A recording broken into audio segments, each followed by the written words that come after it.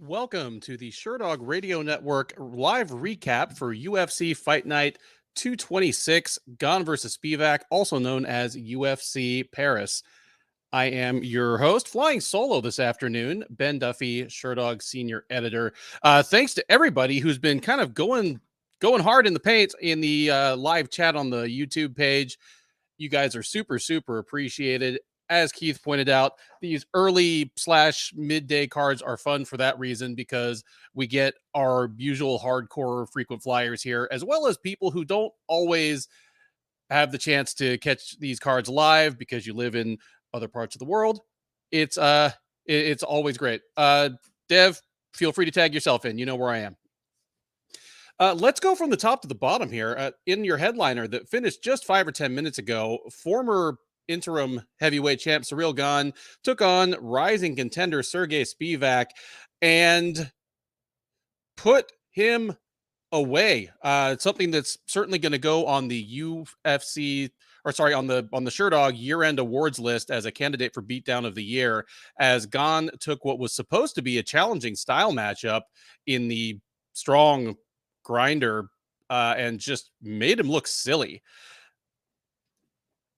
I mean, my thought here, there are only 2 fights on this card that I picked wrong of the ones that I actually had a chance to preview. Obviously, they had that whole game of musical chairs during fight week, but there were 2 fights from the preview that I picked wrong. The other we'll get to in a while. I don't terribly agree with the decision, and even if it didn't go my way, I don't feel terrible about the pick. This is the other one, and I could not have been more dead wrong. And to my credit, I said on the preview that if I'm wrong about this one, I'm going to know real quick. And yeah, I knew within 90 seconds that I had backed the wrong horse on this one. Ciryl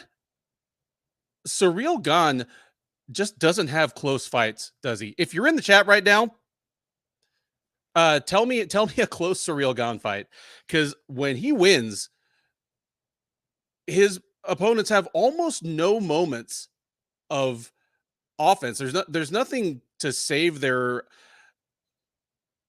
nothing to save any dignity. There are no good losses against Ciryl Gane.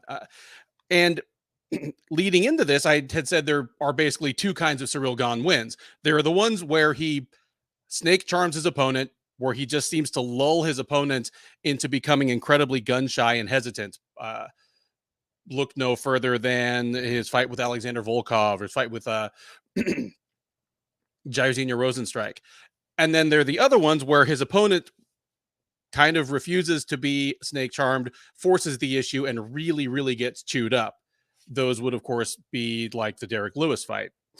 Here, he managed to pull off both because Spivac was clearly hesitant to engage.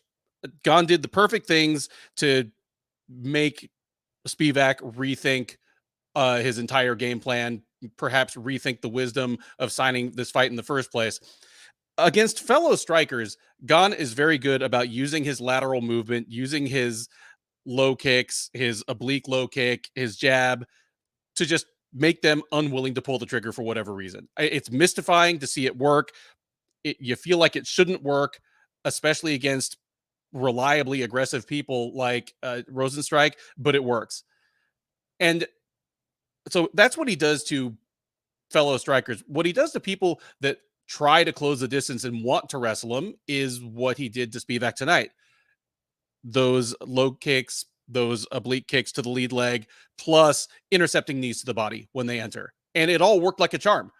By the end of the first round, Spivac was pretty beat up, but more than that, you could tell he just was already out of ideas.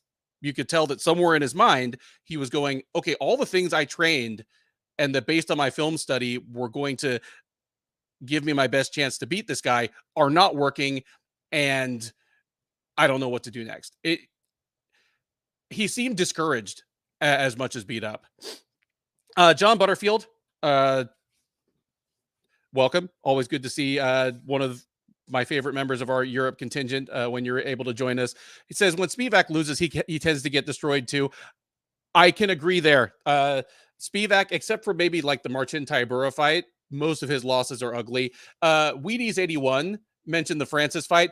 Okay, right. I should have said, name me the close Gane fight that he won, since like that was a close fight, 3 rounds to 2, and he lost. But Skynet asking, did Spivac even train to wrestle? Well, theoretically, that comes with the original packaging. He came to this as a judoka and sambo fighter who tended to, like everything else in his game, is meant to make the wrestling go. Uh, it's disturbing, just because Spivac had seemed to be headed in such a positive direction leading up to this fight. And, just we mentioned this on the preview. Physically, he'd been looking better. And as he had gotten in better condition, his athleticism seemed to be improving. His striking still wasn't great, but considering that, again, his striking is a means to an end, it seemed to be getting into that good enough territory. And Gane made Spivac look as bad as he did in his earliest UFC fights.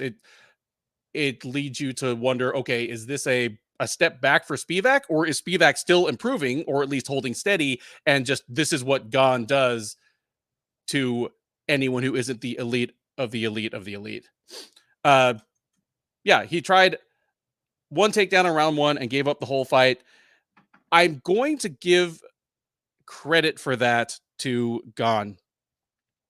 Something that, if you're a regular of these previews and recaps, you've heard me say a million times, is the other half of takedown defense is making the wrestler pay for trying. Anytime I see a stat line that says that Fighter A was 2 for 11 on takedowns, or 1 for 12, or 3 for 10, my question is always, why did they get 10 or 12 tries? I agreed. Spivac's first takedown attempt did not go his way, but I think the reason he only tried one is that Gane hit him with his best strike of the fight up to that point on the break. Just nailed him with that disgusting knee to the body.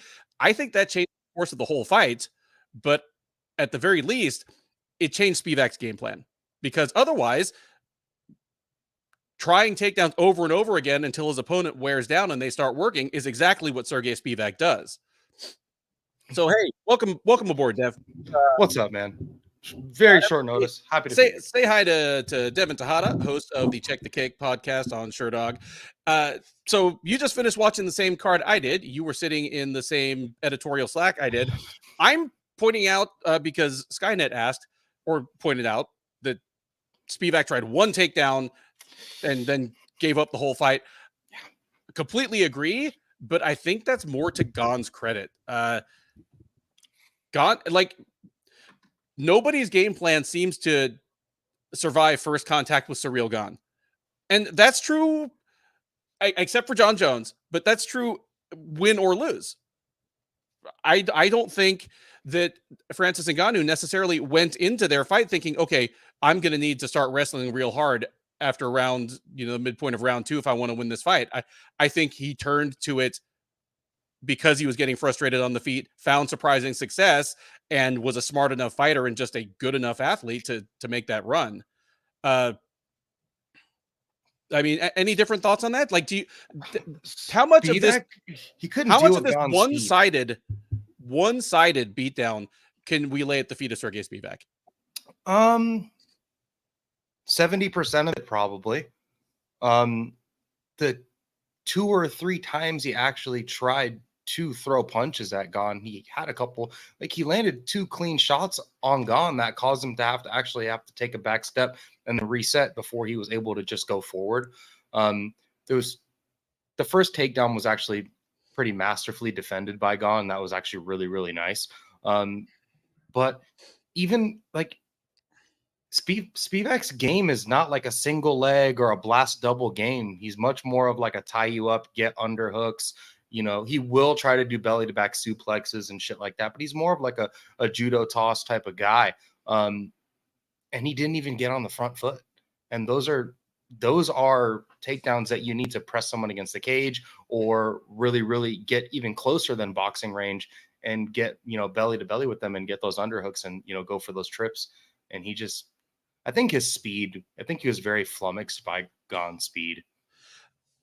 I agree that the speed bothered him, but Skynet pointed out the same thing you were saying there, where he needed to try and clinch something because shooting blast doubles from outside is not his game. He does have a decent snatch single on the inside, but for the most part, again, he's a judo practitioner. He's a sambist. Most of his takedowns start with both hands on his opponent. And it's not just the speed, because again, the other half of takedown defense is making your opponent pay for trying. He was punished for his attempts to get into that kind of range with Gane. It's not just that Gane was dancing away and smiling and sticking him with a jab. Like, he was getting kneed to the body when he stepped in, and Gane turned that up as the fight went along, because early on Spivac seemed to be trying to set up his entries a little better. Like, he was trying to box with him, throw a couple of strikes, and then duck in under a punch or something, or time his entries. By the second round, he was kind of just crashing forward heedlessly, and that is when Gane really started committing to those intercepting strikes. Brutal stuff. And a question that Skynet asked is, does it show how good Jones is or how bad Spivac is? Well, considering that I now have proven that I cannot pick Surreal Gane fights, because I picked him to beat Jones, and Me neither, man. I picked Spivac to beat him. It clearly shows how good Jones is, for one thing. Brian Conley. I picked every Gane fight wrong besides the Rosenstrike fight. Yeah, there you go. Like, Brian Conley points out something that it goes to something that Keith and I discussed on the preview and was only made more plain here. Gane does not seem to have huge one-shot power in comparison to what he looks like, just how big he is, how fast he is, but he's not weak either. I would say he has plus power for a heavyweight. He just doesn't have Francis Ngannou power. He doesn't have Sergey Pavlovich power. He's a really weird striker too, because he's extremely technical, but the second he gets you hurt, the technical striking just goes out the window. It's really weird. I've never seen a striker with his, just physical abilities and technical prowess. Right. I know where you're going with this, because in a fight this one-sided, it's almost not worth trying to nitpick problems with this performance, but it is worth picking out elements of this performance that could cost him in future fights with other contenders. What's the big problem with how he reacts once he has his opponent hurt? You pointed it out in the chat. Yeah, this is the third fight where I think it's almost a tactic it's really, really walking the line of what's legal in MMA and not. But this is the third fight where I've seen him land very blatant strikes to the back of the head that are almost, and he goes to hammer fisting, which is like, if you shell up and you give your back to Gane, like, you better be ready for some sort of really hard shot that's going to be aimed towards the back of your head that's going to really mess up your equilibrium. I really think it's like almost a tactic at this point. Like, it's a big, like, Trevor Peak style, like, just a clubbing hammer fist to the back of the head. And it wasn't like he threw like 3 or 4 of them here at Spivac. I don't think it would have mattered, because Spivac was clearly getting chipped away. It's like he was hammering a chisel, but within each strike, the hammer just got bigger. Yeah, bigger chips just kept flying off of Spivac. Spivac looked really bad tonight, so I don't know if it would have mattered. But like you said, that might get him in trouble with someone. He gets someone that he thinks is hurt. He hits him in the back of the head. They go falling to the ground. Ref stops it, jumps in, and they review the tape, and they're like, "Yeah, that's a strike to the back of the head. You got DQ'd." I could see it happening, especially because Tuivasa, JDS, and then now this fight. Mm-hmm. Agreed. All it would take would be the right or wrong ref, depending on how you're looking at it. What do you do next with Mr. Gane? It's pretty clear he just fights Tom Aspinall. They appeared to be teeing that up. They showed Aspinall somewhere in the front rows. I did not have the sound on, but from the expression on his face, I'm gathering that they booed the shit out of him. Gane versus Aspinall. Winner of that is your next title challenger? Like if Gane gets dominant wins over Spivac and Aspinall, is that enough to raise interest in a fight with Lewis? Or it's not with Lewis, with Jones? Pavla Jones this week said that he was really impressed with the new contender. He basically told, what I took from it is, I'm not fighting any of these new contenders because they're too dangerous of matchups. Don't blame him for that. John Jones is not stupid. So I don't think Jones is going to fight either any of these guys, to be honest. I think he's probably going to beat Stipe more than likely, and then do what he does and go away. And I could see the winner of Gane versus Aspinall fighting Pavlovich for either a vacant or interim title fight that actually probably becomes, I mean, if you're John Jones, are you really fighting the winner of Pavlovich versus either Gane or Aspinall? Because whoever wins, like whoever comes out on top of between those three guys is a scary motherfucker. And I know John Jones isn't scared of anyone, but I don't think he's clamoring to fight those guys. Yeah, I mean, my guess, if I had to guess, is that if Jones wins, especially if he wins in a controversial fashion, he'll retire. Hell, maybe we get a double retirement. Stipe doesn't want to go back to the line. I mean, Stipe's been saying for literally 5 years, I only want title fights. There's no sense in me fighting the number 12 guy to work my way back.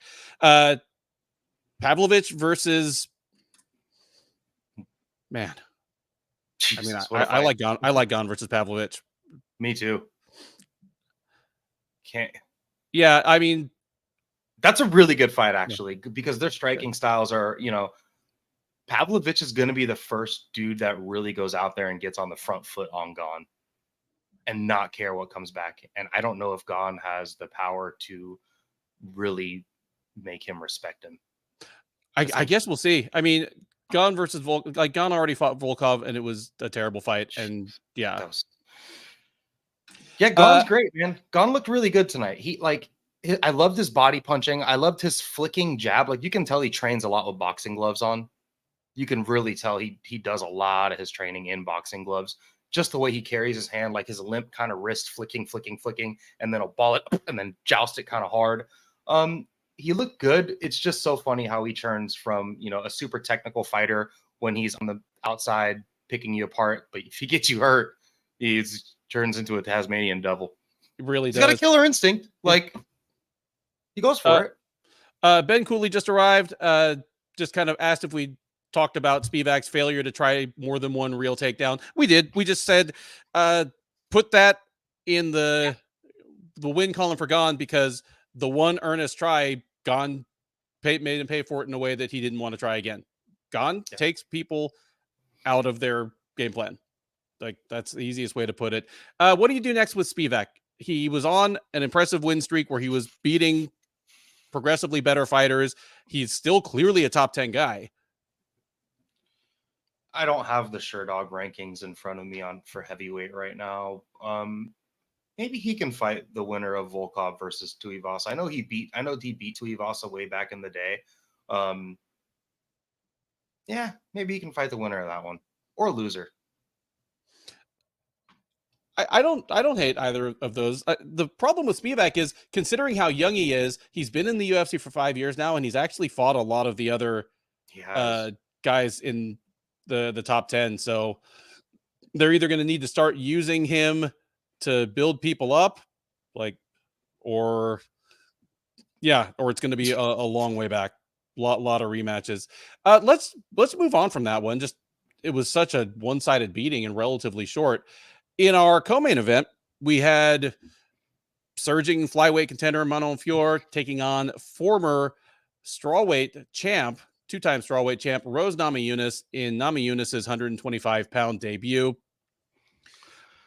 Fiorot picks up the unanimous decision win. Any issue with the scoring? Did you score it for Fiorot? I imagine most people did, but yeah, but I'm not like. Even though Blanchfield's fight kind of sucked over Tyler Santos, like, I don't know, man. I just don't, like, after what I saw tonight out of Rose, especially, like, I don't know how much water this win really holds. Like, yeah, you beat a former champion, but there's tons of Chris Weidman was a former champion. and just got beaten by Brad Tavares. You know what I mean? Yeah. Like, I don't know. I don't know how high I am on Manon Fiorot after this fight. I scored it for her, but I just, again, man, I don't know. I scored all 3 rounds for her. I thought the 3rd round was close, so I have no problem at all with somebody Sure. who watched that 3rd round and scored it for Namajunas. The others were not close. There are things that we do need to ask ourselves now. Namajunas appeared to injure her left pinky pretty early in the fight. I want to say it's within the first half of the first round. There's a question of how much that compromised her throughout the rest of the fight. Fiorot took a hellacious cut off of an inadvertent clash of heads in the second round, which, yeah, it was out. It was, it wasn't where blood was going to be dripping into her eye, Sure. but nonetheless, it takes a significant impact to make that cut. You still know you're bleeding. It still has the ability to sway the judges who don't understand, who may not, understand that was inflicted by an illegal strike and should have been disregarded. I agree that this wasn't much more than Manon Fiorot holding serve, but I liked that Namajunas appeared to be trying to win the fight. There was no ghost of the weirdness of the second Esparza fight. If Namajunas came out and just completely failed to pull the trigger, that'd be one thing. But she came out and she was trying to win the fight. She tried takedowns. I thought the size differential was a problem on the takedowns. Fiorot clearly stopped a couple of those takedowns just muscle, just forcing a couple of underhooks and shucking Rose off of her. Yeah, I said it in the Slack chat. I'm sure you read it, where I was just like, I don't like Rose moving up from 115 to 125 to try to wrestle at all. Like, I just don't think anyone, I mean, maybe someone like Tatiana Suarez could pull that off, or like Zhang Wei Li.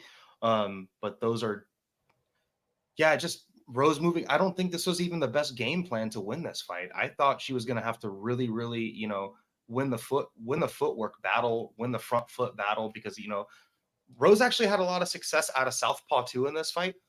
She was really countering Manon's jab, and anything that Manon threw with her lead hand, Rose was countering it pretty well. Even with the messed up pinky.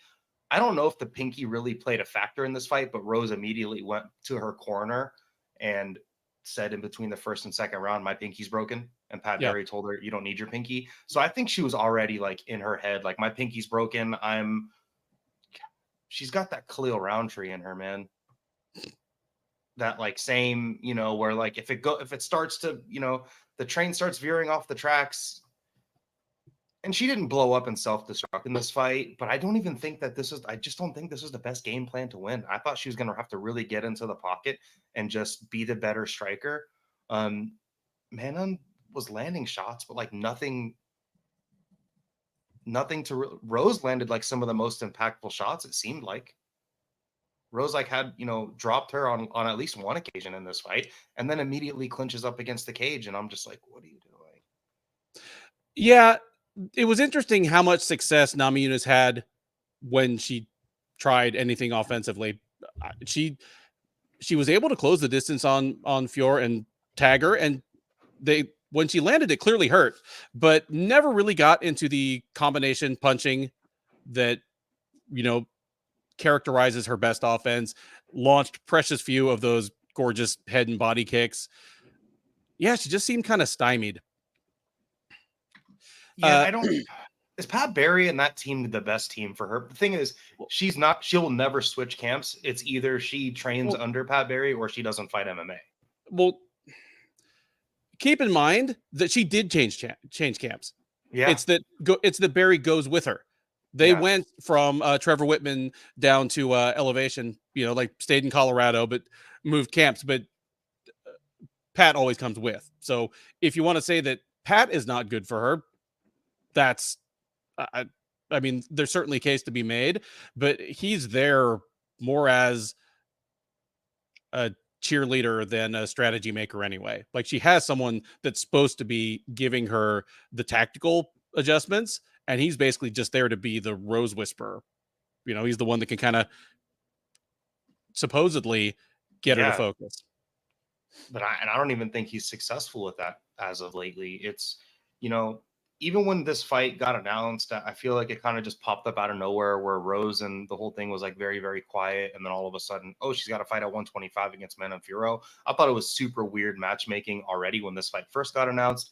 And then on the walkout, the commentary team mentioned that she purchased a new home and purchased a new gym. And I made a joke to my buddy. I was like, man, does Rose need some cash flow? Because she was disappeared, was really quiet, and then popped up a weight class. When you see people pop up a weight class, you know, it can mean several different things. And sometimes it's just like, hey, I need some money and I don't want to cut a bunch of weight.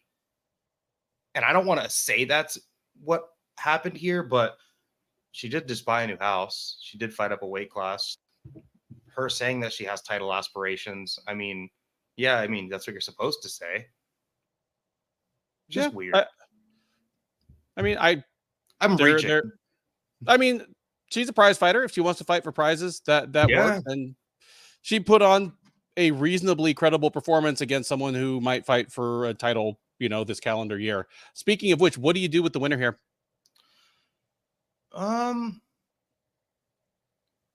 This UFC Noche card is going to be pretty interesting because I don't know what happens if Valentina wins. I really, really don't. Her Manon and Grasso would be a really fun fight. Probably more fun than Manon versus Shevchenko, just because Grasso will be that boxer in the pocket with her. I think she should maybe fight Blanchfield, though. I know it's taking the two toys and bashing them against each other, but this second title fight with Shevchenko and Grasso could turn into a three-peat. And then where are we at? Well, that's the thing. If Shevchenko wins, and say she wins and it's a great fight, the UFC's usual pattern of behavior says we're going to get an immediate rubber match. Like, don't be fooled by the second Nunes versus Pena fight. That's the exception. Yeah. And Grasso has two things going for her that Pena arguably doesn't. Like, Grasso, all right, I'll leave one of them completely alone. Grasso is objectively, inarguably Mexican, and the UFC is really happy to have Mexican champs or top contenders, if at all possible. It considers it, a very she's the only Mexican champion right now. And one, like, fairly recently there were more than one, and now there's just the one, and there may be zero in a couple weeks here. But so if Shevchenko wins and say it's a competitive decision and it's a pretty good fight, I bet we get an immediate trilogy fight.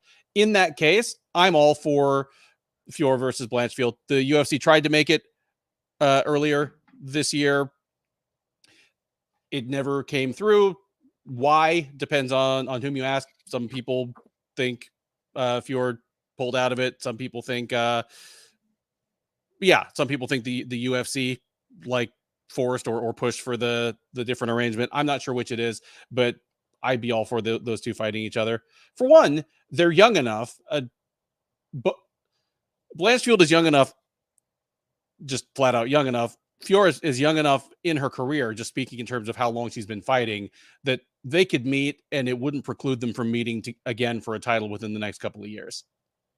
Totally. And Skynet here is in the chat saying Blanchfield's fight was boring compared to Manon's. I agree with you on that. However, Taila Santos is like a proven 125er. And I still think that a win over Taila Santos, especially if you look at Taila Santos's fight with the, champ at that time, you scored it for her. Like, I think that just, holds way more water than a win over Rose, especially based off of Rose's current fight history. So I do think we should just bash the toys against each other. And also too, doesn't Grasso does the Espanol desk for the UFC? Doesn't she do some work for them? So those people get pretty good, they get a pretty good kickback when it comes to matchmaking if you are a fighter. Except for Anthony Smith. And Santiago Ponzinibbio. If you, without even discussing specific matchups, if you are Rose Namajunas' handlers, do you want her fighting at 115 or 125 next? 115. Without this loss, like she could have really lobbied for a title fight. And now that she has this loss, like it's just going to be tougher to lobby for a title fight. But she's always got that in her back pocket. Like if she needs to go and fight, like she needs to go and fight someone tough at 115. And if she can get a win over like, Yan Xiaonan or something like that, that could reinsert her right into the title. They're not going to let her pull Yan out of the title queue. They're going to, I mean, they should give her a top 10 fighter coming off a loss, someone like Amanda Lemos or something. Yeah. And that's dangerous for Rose. Yeah. I think 115 is going to be the place for her though, after this, because there's girls up there. We keep talking about Blanchfield, but Blanchfield, Shevchenko, Santos, even Grasso are all girls that are going to be bigger than her that can keep up with her striking, but even more so can just out-grapple her. And if Manon Fiorot is shucking her off, I don't want to see what happens to Rose if she has to tie up with Blanchfield or Santos or Shevchenko. You would think, hopefully, she'd come in for with a different strategy for those fighters. But yeah, I agree that she's probably better off at 115 next. But if she goes 125, actually rebuilding herself into a 125-pound body would be the way to go, because she just didn't have the physical strength to deal with Manon Fiorot. She wasn't able to get the fight to the ground when she wanted to, and she normally has a power advantage over just about everybody at 115. She did not here. Next, after that one, we had a lightweight matchup with Benoit Saint-Denis taking on Thiago Moises. Saint-Denis put on a spectacular performance. We're talking about complete savagery. The first half of the first round was a stunning beatdown. Moises looked like he'd been run over by a truck by the end of the first round. Give me your general take on this fight. It's like the Saint Denis camp only watched the Joel Alvarez fight for tape study. They're like, yeah, we're just going to go out there and just beat the shit out of this guy. Like, we're going to get on the front foot. We're not going to respect him. He's going to try to counterpunch you. You're not going to care. You're going to continue to. I love that he kicked Moises in the balls twice, and he still went to that body kick. That body kick of Saint Denis is like one of his like top 3 best tools, and it might be his best weapon. Saint Denis just like he's very well rounded too, man. Like, he's tough as shit. He will get into the pocket. He will bite down. He will take his bet. I mean, for a wild man, he also has pretty high fight IQ. Like, he's able to have different game plans for different opponents. And you could see, like, even when the ref was like, hey, fight back, Thiago, fight back, Saint Denis just poured it on. It was awesome. Yeah, it was kind of like I said about the headliner. When you have a performance this dominant, it's not productive to try to nitpick it, except as might affect future outings. And here, the one thing I would say was a little disturbing in Saint-Denis' performance is he was absolutely thrashing Moises in the first round. If you paused it at, say, the 2.5 or 3 minute mark, I would have said, all right, this thing's probably ending this round. If not, it's going to be a super clear 10-8 round. And then if you unpaused it, I would have seen Benoit Saint-Denis immediately take Moises down. Yeah. That was a poor strategic choice. And even if it didn't end up costing him here, there are too many people up the ladder from him at 155 pounds that it would cost him against. Moises is a good striker and a great grappler, and he has a demonstrated history of coming back for submission wins in fights where he was getting outstruck. Saint-Denis, it'll get lost in the shuffle of such a fantastic overall performance, but that was a tactical error that could have jumped up and bit him tonight and has every chance of doing in the future. Some people were talking about Renato Moicano as the next opponent for him. Moicano is the kind of guy that can make him pay for that mistake. Somewhere up that ladder is Charles Oliveira. That will cost you. Yeah, dudes with survivability that also can maintain a good headspace after being hurt and in a bad position. I mean, the former champ Charles Oliveira has made his career resurgence off of, getting shit kicked, staying composed, and coming back. Yeah, that's a. And maybe he didn't realize how much trouble he might not have expected to have so much success out of the gate. But hopefully he can go back. His team can do their tape study. They'll do their rewatch, and that's something. Hey, they'll be able to pick that out. It's hard to say this after Cyril Gane's performance, but like, I might be the most excited about him as a French MMA fighter, and he's just a badass dude. Like, agreed. And his wife is arguably the more accomplished athlete of the two of them, which is cool. It's rare that you see a guy that is a former, anti-terrorism, like black beret type guy, and is an 11-1 mixed martial artist and married up athletically. But there you have it. What does she do? I actually don't know anything about her. Forget the name. Is it combat sports? It is not a combat sport. Oh, okay. I was about to say, Jesus. No, Saint Denis' parents. Imagine being a parent of Benoit Saint Denis. Your child, number one, is like an arm, like a full-on military. That's got to be scary as hell. Like, hey, I'm going to war, mom, and then you come back, and then you're like, oh yeah, now I'm gonna fight in the UFC. Yeah, I can just.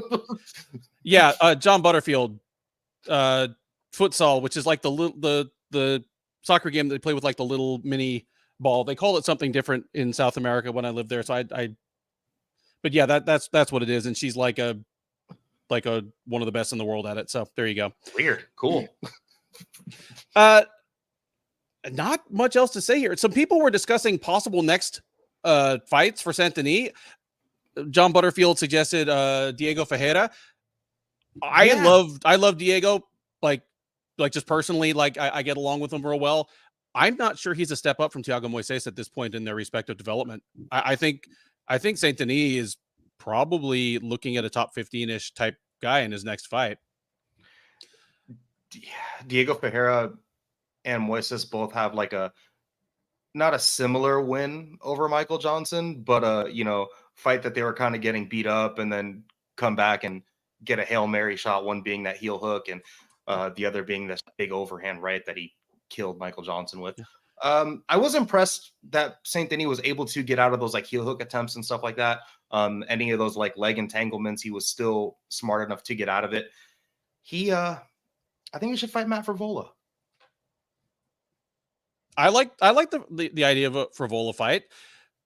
I think he would dust Frevola. I mean, what I'm trying to, when I'm thinking of possible next matchups, I'm looking for people that kind of make sense rankings wise, but maybe offer something that I haven't seen Benoit Saint Denis have to deal with yet. I'm thinking of people like, oh hell, Moises' buddy Grant Dawson was right there cage side. I mean, he walked him out in the corner zone. Yeah. He could have just talked some shit at Grant Dawson and probably had a fight 3 months from now, or that's great. Actually, Jalen Turner, he's coming off a loss. Jalen Turner presents problems for anybody at 155. He has just the uncoachable kind of body type and reach and power. Jay Sachs says Frevola is in patty or bust mode lately. I'm sure a lot of 155ers are looking at him as an easy paycheck. It's the middle of the day. This was a whatever card. Let's move on, man. Before that, we had a light heavyweight matchup between Volkan Oezdemir and Bogdan Guskov. I done told you all, Guskov is not good. He's not good. This is bad, right? Someone in the chat, I think it was Michael something. I'm sorry, I can't remember your name. He said he put $5 down on Oezdemir by sub, and it cashed him out $125. Good on you for that.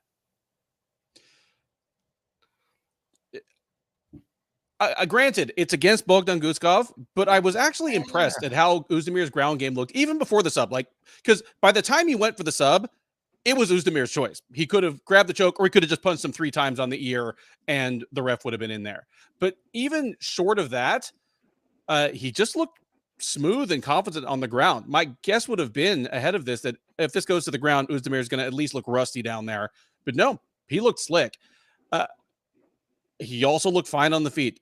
Guskov's only hope in this fight was to land a huge haymaker. He's been blowing up literally like 3 and 8 guys in nothing shows in the CIS. He was not ready for the UFC. He's on track never to be ready. He's just not that good. And once you see him in the UFC cage, you realize that he's undersized for 205 as well. When you watch film of him fighting in, Tajikistan or Uzbekistan, he looks like this huge guy, but yeah. Exactly. It's just a super weird. I mean, it's just, and tonight really showed the difference of regional MMA versus like even meddling UFC talent. Yeah. Agreed. And this was just like a very big defining point of that. But Oezdemir looked good. Like he looked super composed in the pocket. His check left hook is what started all of that trouble for Guskov. I don't want to say he's back, but like I would have loved to really seen the Mirzakhanov fight, because Mirzakhanov is like a smaller, speedy light heavyweight that has a lot of power. Do we know what happened to Mirzakhanov? Like what caused him to pull out? I do not know. I was kind of scanning for it. Because one of the CIS guys that had to drop out of this one, it was Muin Gafarov. He dropped out because of visa issues. So I was like, is it something like that, or is he just sick? I couldn't figure it out. I do have to take issue with Jay Stamps's comment. Bogdan looked like a blank created character. There is no blank. He looks like someone took Anthony Smith, stretched him 25% this way, and then just slapped a different name on him. Like he looked like a enlarged Anthony Smith. Didn't fight like any kind of Anthony Smith. Yeah, I thought he looked like I really like that. I was like Anthony Smith, just he looks like Anthony Smith, just kind of his head is wider, but didn't fight anything like any version of Anthony Smith. I don't have anything else to say about this fight. I don't know about you. He looks like a serial killer from the front, and then like someone from the Aryan Brotherhood from behind with that back tattoo. Just like being completely tattooless, bald, clean-shaven face, but then he has the giant back piece. I was like, what? Like this? Some extra from an episode of Oz. Yeah, definitely. Before that, we had one of a couple of makeshift matchups that were thrown together after weigh-in day. It was Yanis Gamuri against William Gomis. Gomis, of course, is habitually a 145-pounder. Gamuri had been scheduled to fight at 135 pounds against Colin Loughran. People missed weight. They did a whole musical chairs thing. Gamuri comes in against Gomis. If they were going to have to mismatch weight classes with one of these, I guess I'm glad this is the one they threw together, just because it at least ended up being two kickboxers against each other. Any big takeaways from this one for you? What did you think of either performance? I mean, the low blow or whatever body kick TKO is definitely going to be weird moving forward. I don't really know. I mean, I know enough about William Gomis, but like all of his fights are just like just a blank space in my memory. And this is just going to be another one of those for me where, he looked fine. He looked slick, but even the commentary was like, oh, it looks like the crowd went to take a cigarette break here. And then Bisping went on to rattle off a joke saying this is a time to go make a sandwich or take a dump or, whatever he said. What do you think about that low blow body kick TK? Like, it's interesting though. It was the second one that kind of hit off to the side of the cup, and then obviously it moved the cup because it's hitting your elastic trunks. Yeah. I think either way, it was a bad call by the ref. The ref should have stopped it and gone to the replay. But going to it and just calling it a TKO win, that's rough, man. From the replay angles that were behind Gomis as he threw it, it looked like it was just a direct head-on nut shot. The ones from the side, especially kind of the open side of their stance from Gomis's left side, you can see that like the ball of the foot kind of hits to the side of the cup, and then maybe the heel drags up through. Maybe part of that contacts the cup, or it's just everything's getting pulled up as it goes towards the body. It's a super, super borderline call. But this just ends up being a kind of no-win situation for anybody. Like, I don't feel better about Gomis. No. Gamori, I was kind of impressed by some of what I saw from him, but he also seemed to be trying to get a disqualification win at the end, and then like seemed to be able to walk just fine like the instant he heard differently. I don't know, man. It's like the Diego Sanchez Michelle Pereira fight is what it kind of reminded me of. Yeah. Where just like, and with these guys, like if you're a newcomer or you're new into the UFC and maybe your brain works like mine, I will watch these fights and I'm like, okay, give me a reason to care about you, because the roster is increasingly getting inflated and overinflated and overinflated. And I'm just like waiting to care. But Gomis has been around long enough and fought in the UFC enough times where like, I don't smoke cigarettes, but this is still a cigarette. He's still a cigarette break fighter for me, unfortunately. And I don't, don't know a kinder way to say it. No, I can get with that because he's been in the UFC for 3 fights now, and there's still just nothing for the highlight reel. And that's secondary. I want to see the best fighters in the world, regardless of whether they're exciting every time out. But whether you're entertaining or not is the tiebreaker if the UFC is deciding whether to cut you after X number of losses or deciding whether to promote you up to a high-level fight. He's not doing himself any favors. No, and I think it might have been John Butterfield. Someone in the chat said Gomis is the type of guy that could just continue to win fights in the UFC but never really get anywhere. Yeah, and that's exactly right. It's just spot on. He's got to do something big in his next fight, especially after this. And what is it? How many fights is going to be on his deal? 4-fight deal? Almost certainly got a 4-fight deal. It may be a little different because he made a short notice debut.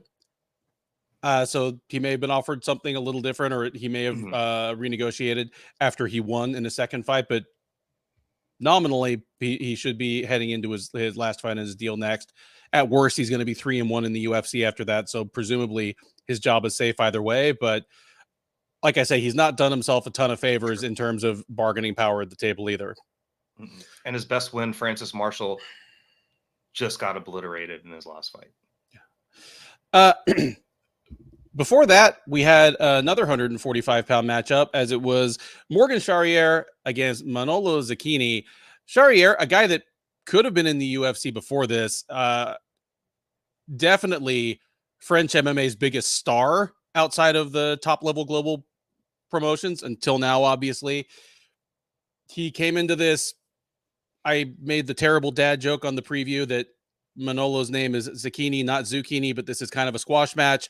I would have looked like a real dickhead if Charrier had lost after that, but no need to worry. Charrier came into this fight knowing that to win would be nice, but to make a statement would be better. And he kind of cemented himself as a guy that's going to be a star if he keeps winning. He turned Zucchini into a vegetable. Yep. Those body kicks were dope. Body kicks were fantastic. I love that. I love that venomous, like, where me and you are watching, like, oh, is he going to go for a head kick? Is it a down opponent? No, I'm just going to shred his body. Like, I'm just going to hit him in the body with a hammer, because that's really bad, too. I talked about Khalil Roundtree a couple fights ago, but, like, that's a very Khalil Roundtree-esque, just venomous, punishing thing to do. I love that shit. Agreed. Dope. And it was well thought out, because Zucchini came out primarily. I mean, he threw some kicks, but he came out primarily, like it seemed, looking to land his hands. And Charrier just kind of he realized the speed differential, used the kicks, not just to damage him, but just to stop him in his tracks, dissuade him from what he wanted to do. Kind of like we talked about Ciryl Gane at the top of the card. Yeah, great stuff from Morgan Charrier. Obviously, the jury remains out on whether this win will age well or poorly. It may turn out that Zucchini washes out of the UFC 0-3, or it may turn out that he goes on to win some fights. And and this looks pretty good on Charrier's resume. But for now, check all the boxes. His walkout was a huge pop because, again, he's a big deal. He's young, good-looking guy, exciting fights, speaks good English already. It does matter because here he was able to serve the crowd by speaking to him in French, then just turn and speak English to Bisping, make the translator, translate it to French for him. Yeah, this guy's a star in the making as long as he keeps winning, keeps being exciting.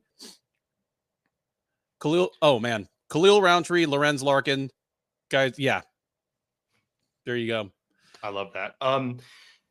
This is what Gomis needs to do. This is what you do. And he doesn't have the best record, but when you come out and you win fights in violent fashion, and it's a kind of thing to say, but like your record before you get to the UFC doesn't really almost matter. It just depends on how you perform in the UFC. And this is a great win. If you're completely undefeated, it matters. Otherwise, it really doesn't. No. Yeah. Prior to that, the other makeshift fight on the card, 135-pound matchup between Taylor Lapolis, who had been scheduled to fight Muin Gafarov, and Cullen Loughran, who had been scheduled to fight Gamori. Lapolis, if you have followed his career or if you just listened to the preview, he's already 3-1 in the UFC. The UFC let him go at 3-1 and even let him go off a win. Like, there was no real good reason to let him go. He wasn't the most exciting fighter, but it was a division that needed fighters and he was winning fights. He makes his way back here against Loughran, wins a unanimous decision. I actually scored the fight 30-27 for Lapolis. All three of the official judges gave Loughran one round. I'm not sure which one they gave him, but a couple of the rounds were individually kind of competitive. Keith and I both got all kinds of hell after the preview for downplaying Loughran's wrestling, saying that he primarily is going to look to box, throw some of his spinning stuff. People went to town on us like, what are you talking about? Loughran's a wrestler. Do you ever watch his regional fights? He wrestled a lot. And like, I should have been clearer in speaking. He doesn't mind wrestling, but I figured his boxing was the part of his game that would probably be most effective at a UFC level. And I mean, he did try wrestling somewhat in the early going. It didn't go much of anywhere. And, he turned into a puncher, did try a spinning back fist late. There was one nice thing he did with that. Lapolis was like kind of circling outside of the cage, and instead of trying to cut him off and leap in with the hook, he kind of threw a spinning back fist to cut the angle. It didn't land, but I thought it was kind of cool. Yeah. Loughran, Cage Warriors, man. I wasn't super high on him coming into this one, despite the undefeated record. He could stick around. I mean, he lost, but he lost to someone that's already amply demonstrated that he belongs in the UFC. It's not like he lost to a fellow debuting fighter, but considering that, he's a short, stocky guy that primarily wants to punch and whose wrestling may or may not be effective in the UFC, he's going to have a lot of tough style matchups at 135. Especially at 135. But being Irish, like, little things like that do help fighters. Being Irish, having a bit of a mouth, double birds and losing is kind of ironic and funny. He has the most Irish spelled name. Oh yeah, very, very Irish spelled name. I mean, but dude, like, just being short and squat and having kind of a blocky head, he looked like a bobblehead of Canelo Alvarez, like a Lego figure of Canelo. Oh yeah, like a Lego figure. One of those big Duplo guys that like their head's the size of a marshmallow. Yeah. Oh gosh, what are the things that Moreno collects? The little what are they called again? The homies. No, dude, angry leprechaun shirk Ninja Kitty. Oh my! Like God. A ninja comes out of nowhere and slays me. His grappling, he had some success against the cage. I really do like he was entangling and interlocking the legs and stuff like that. But Lapolis' counterpunching and even his ability to fight off the back foot was just too much for Cowlin here. Yeah. But he'll stick around. He's Irish. Bantamweight's a really tough division to get anything going. Yeah. Prior to that, we had a welterweight matchup between Loosa and McKee. This was, of course, McKee returning to the UFC. He washed out 0-2 after losing back-to-back fights to Hamzat Chimaev and Alex Morono a couple years ago. Went and won 3 straight in Cage Warriors. Gets the return invite, and for about 14 minutes, it looked like a real good move by the UFC to let him go, as Loosa just beat him bad everywhere. I'd argue that Loosa won every minute of the fight up until the last minute. I mean, he was able to get resounding takedowns when he wanted them. He beat him to the punch badly when they were striking, had no trouble navigating an obvious reach advantage. And then late in the third round, all the wheels just came off of Loosa. I mean, he went from looking kind of tired to dead on his feet and looked like he was about to get knocked out so fast that I went back and kind of rewatched to see if there'd been some sneaky strike, like a legal strike or a clash of heads or something that I missed. But no, Knees to the sternum or something that just made him die. Yeah, it was funny too, because we only know 3 things about this fight, and one of the things we know is that Loosa trains at Killcliff with Michael Chandler, and Michael Chandler says he has good cardio. We know that for sure, because the commentary booth brought it up like 4 times during this fight. But McKee, like, he has the tools to beat some. He threw 1 jumping switch knee in the third round and like immediately landed it and smashed Loosa's head back. He landed 1 sneaky uppercut that the commentary team missed in the first round that kind of caused Loosa to almost drop to 2 knees and shoot a takedown immediately. But Reese's just like hand speed is so slow. He's so hittable. He's durable as shit. He's beyond tough for his own good. But whenever he even threw combinations together, he would land. Yeah. Loosa was just too much of an athlete for him. That's what it really, like, he just went in there and bullied him. Agreed. Just McKee has a few things he does at a UFC level, but not enough of them. And he just doesn't have the physicality to hang with 170 pounders. Loosa obviously leveraged his physical advantages, but Alex Morono was hitting him for easy takedowns as well. And Alex is neither a very big nor an especially athletic 170 pounder, and he had easy time getting McKee down as well. Yeah, prior to that, if you lose a fight like this to Loosa, I'm sorry, but if you lose a fight like this to Loosa, like, quite frankly, at welterweight, Loosa is probably not even in the top 30. And this is a Cage Warriors champion. Yeah, but I mean, there's sometimes when that means a lot. Sometimes it doesn't. It's in a bit of an ebb right now. But yeah, prior to that, another debuting French fighter, Nora Cornell, takes on Jocelyn Edwards in a 135-pound matchup. How'd you score this one? I scored it for Cornell, but Edwards definitely got around in there. And there was some weird French, like the French Athletic Commission, whatever they got going on over there. It's a little bit weird. And the French MMA Commission obviously is a fairly new thing. MMA was only legalized in France a couple of years ago. It's why people like Taylor Lapolis, I think this was his first fight in France in like 6 years or something.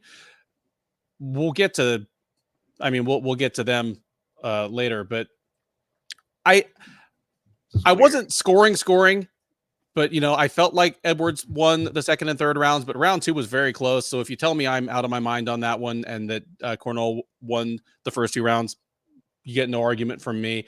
This was the other fight that I picked wrong. Like, I picked the main event wrong. I picked this fight wrong. I'm not that mad about this one. Cornell looked better than I expected. That's cool. One thing that I thought was a good takeaway is she looked more comfortable on the ground than I expected for a fighter of her age with her little experience coming from a kickboxing background. But like, I thought she looked pretty comfortable on the ground against somebody in Edwards that also comes from a kickboxing background, but at the UFC level has proven to be mostly about leg kicks and takedowns. Yeah. And Edwards is pretty big, pretty athletic, pretty strong.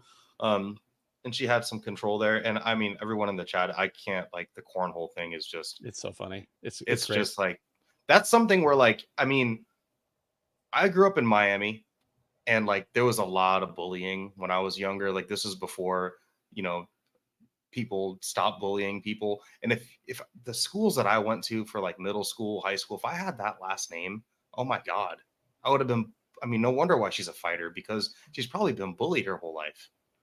Like that name, like I don't think it carries over in France quite the same. Yeah. She's lucky that, yeah. But yeah, I think we'll give John Butterfield the last word on this. She looked promising, but showing up at age 33 and beating a middling 135 pounder.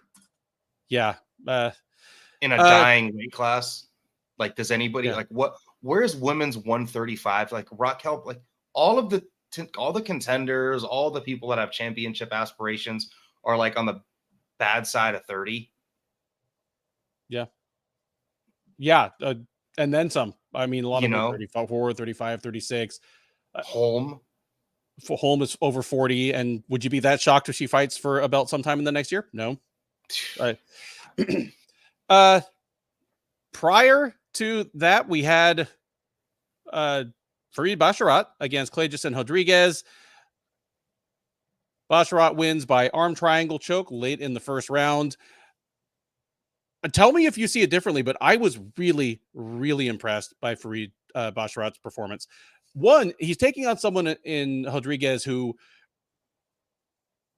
a fantastic athlete, even though he was moving up from 125 to 135, a big, strong, powerful guy who is dangerous on the ground and has power. And Basharat just nullified him, outfought him at every turn, and served up a really, really poised and calm performance on the ground. Just, you know, like Blackshear, his win against Blackshear is a really, really, really good win. And I'm on the fence with Clejason Rodriguez because I've been high on him. He looked like an absolute wraith at 125. Like he was a monster. Yeah. And he even looked bigger than Basharat. Yeah. At 35. And on the feet, you could tell if this fight would have gone any longer, it could have been a little bit iffy on the feet for Farid. But the second it got to the ground, Clejason had a little bit of success, made one mistake with a back take. Farid was able to transition, get into full mount, get that head and arm triangle choke in. And it was just like he took no damage. It was calculated. He mitigated risk, which is like a number one big thing to, and like, especially at bantamweight, mitigating risk and winning fights. Yeah, Farid he definitely seems like the more calculated out of the two brothers. Oh yeah, Javid Basharat is a little bit more of a wild man. This was a calm performance where, yeah, as Skynet pointed out, Farid was a huge favorite, but when you're a huge favorite against someone who has a bunch of individually dangerous weapons, it's on you not to leave the door open even a crack. And I thought he just put on a consummate performance. He gave second best performance on the card in my opinion. Yeah, but I'd be fine with that. Something we won't be saying that about will be the card opener. 140-pound catchweight bout between Zara Faron dos Santos and the debuting Jacqueline Cavalcanti. I said that if Cavalcanti wins, she will be the greatest female fighter in the history of Portuguese MMA and probably the third best fighter, period, after Andre Fialho and Pedro Carvalho. She got it done. No cops from Angola. Yeah, okay, you're right. Cavalcanti won all 3 rounds. Very little suspense to it. And she did it while serving up exactly the kind of fight where Zara Faron dos Santos theoretically should have been able to do okay, because it was largely a pure striking contest against a woman that was not as big as she was. Like, Cavalcanti's pretty big. Zara Faron is bigger, but any big takeaways from this one for you? Yeah, Faron should have never even fought in the UFC. And she should, I mean, this is like Liang Na territory. Yep. Zara Um, Faron might be the worst fighter in the UFC yeah, for at or least a like couple more her. days. And I thought it was so weird. The original booking of this fight was at 135. I'm like, Zara Faron is huge. And I was like, there's no effing way that she's like, I'm like, there's no effing way she's going to make a buck 35. And of course, they do it at 140, which probably impacted her performance. However, she's just not good. And Cavalcanti looked fine. Like she was able to touch her up on the feet whenever she wanted to. She was able to get past the longer striker. She fought Zara Faron's fight because this is exactly how Zara Faron wants to fight and still beat her.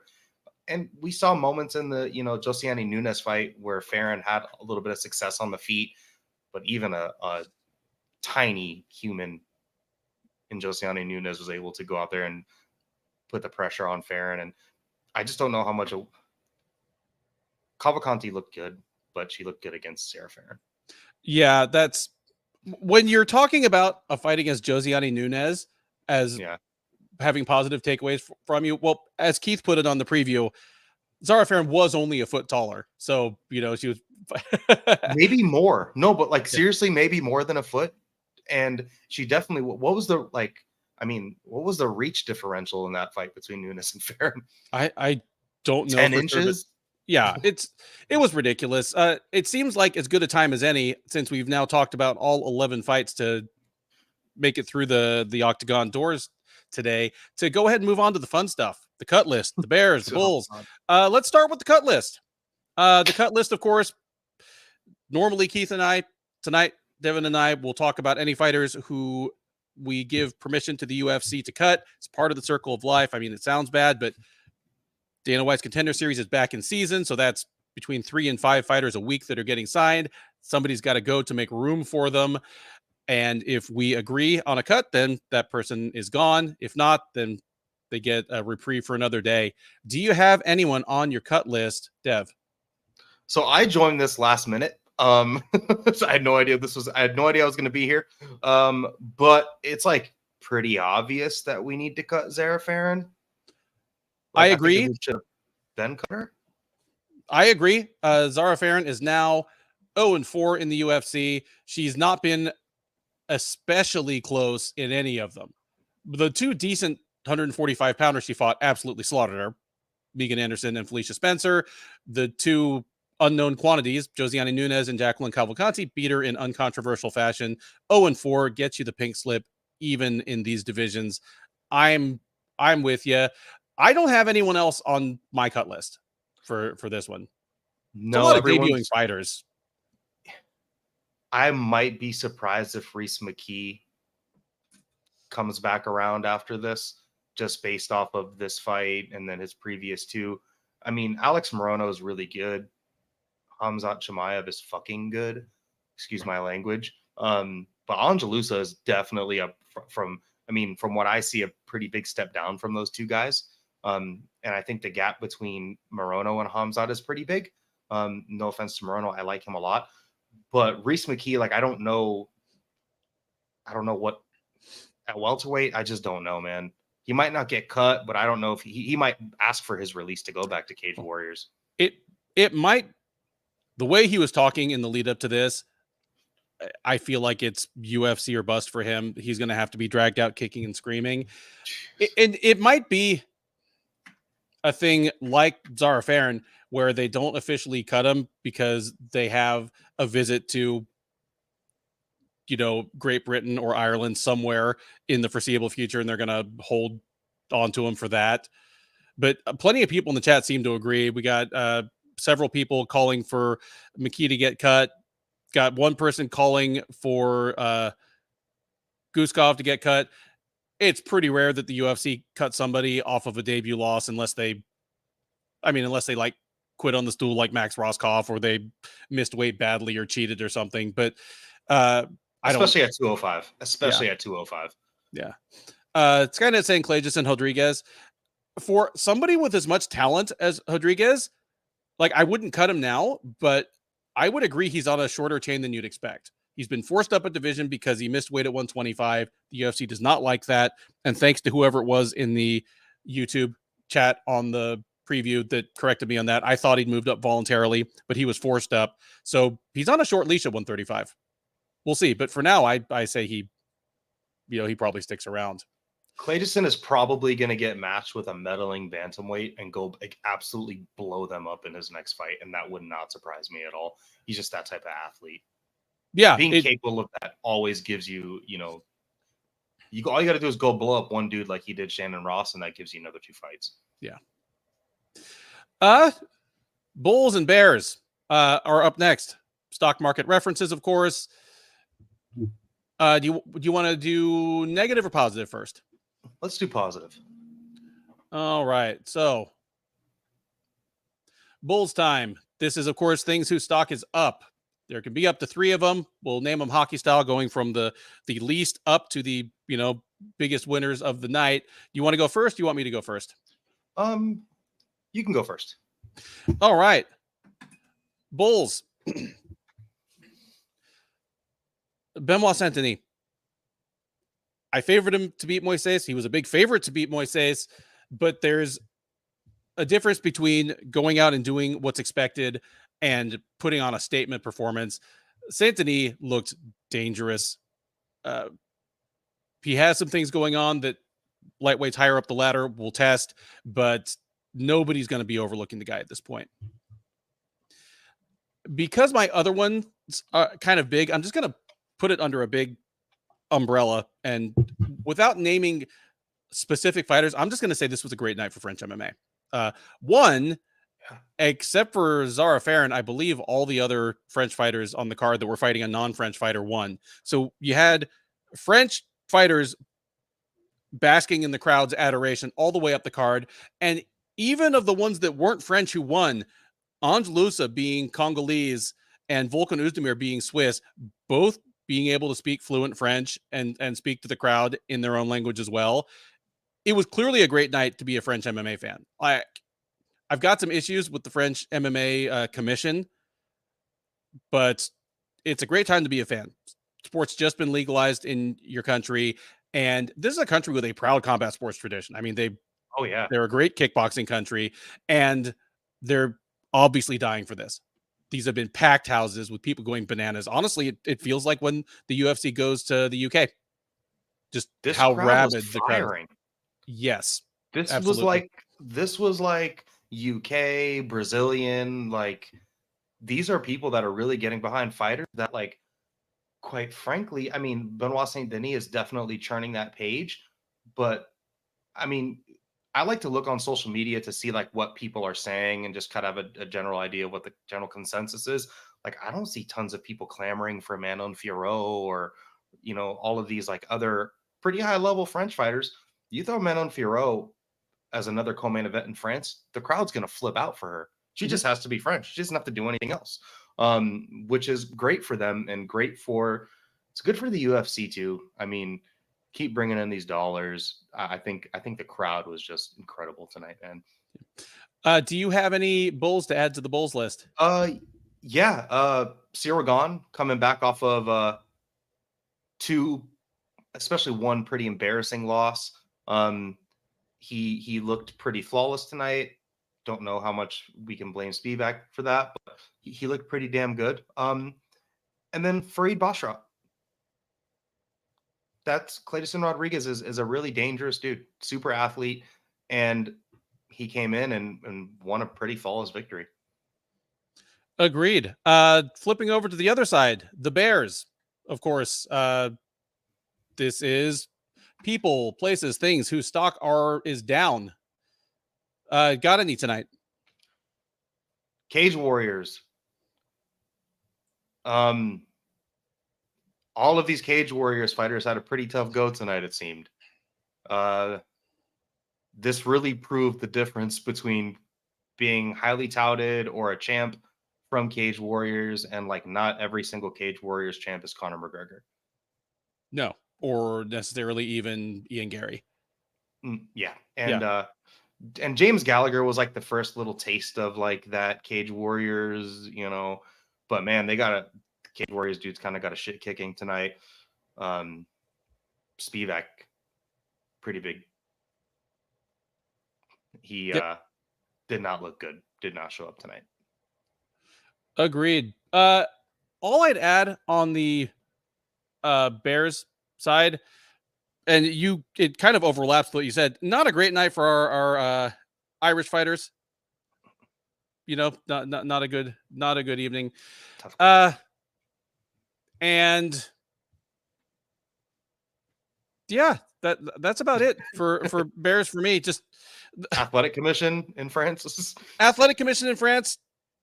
You know, we had some questionable stuff happen in the cage. We had a couple of, I would say, iffy individual scorecards.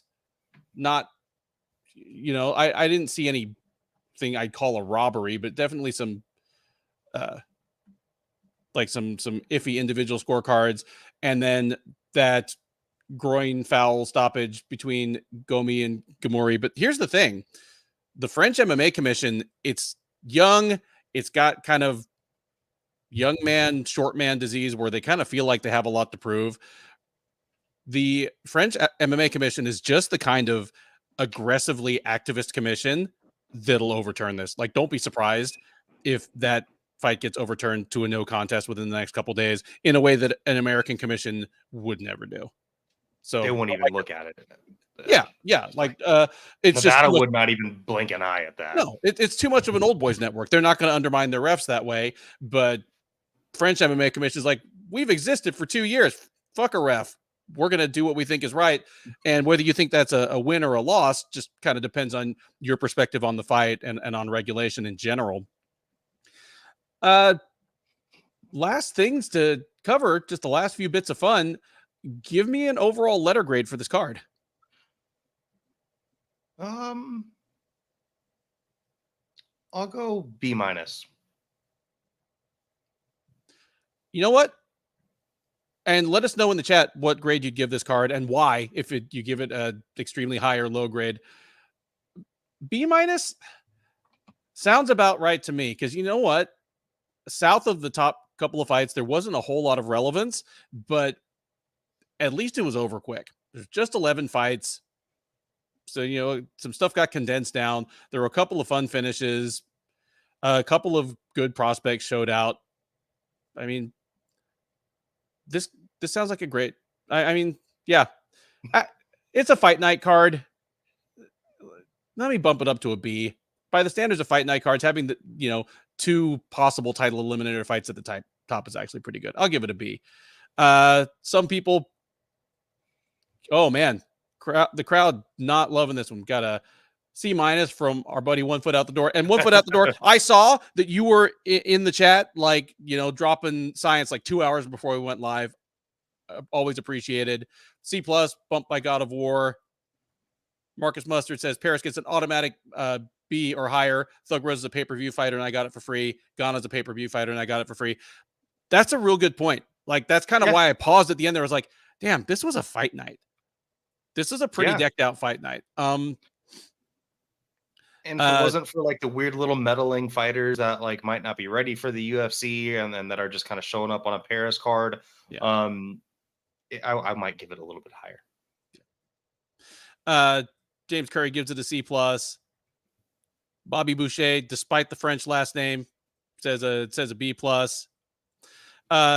Most important point, perhaps, from JSX, and it gets an upgrade because it's over and the recap show is about to end at 7:30 p.m. Eastern time.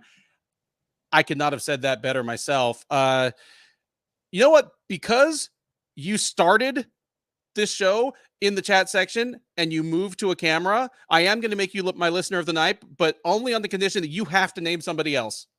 Pick the listener of the night. John Butterfield. All right. John Butterfield, you're in immediate danger of being disqualified from future wins anyway, because you're an industry guy and you've won it too much. It's kind of like when someone would win 5 times on Jeopardy and they'd kick him out and like let a dumb person win. All right. At any rate, thank you so much for joining us for the live recap. I've been Ben Duffy. Keith Schillen is out of town this weekend. Thank you so much, Dev, for stepping up on literally no notice. This coming week, the UFC is in Sydney, Australia, with Israel Adesanya versus Sean Strickland, and a pretty loaded card, at least by the standards of Australia. Keith and I have already recorded the preview for that, so I'm just sitting here with my fingers crossed that even half those fights make it intact through the cage door. But look for that to be up first thing in the morning on Monday. Thank you so much for tuning in. Have a great rest of your weekend. If you are in the United States, enjoy your 3-day Labor Day weekend, and thank a union member near you. And if you can't think of any, thank me. I am a member of the Freelance Journalists and Publishers Union. Sweet. I will be dropping my stuff for you on Tuesday. Yes. Look out Right for there. the next. Yeah. Check the kick Tuesday morning. Thanks, guys.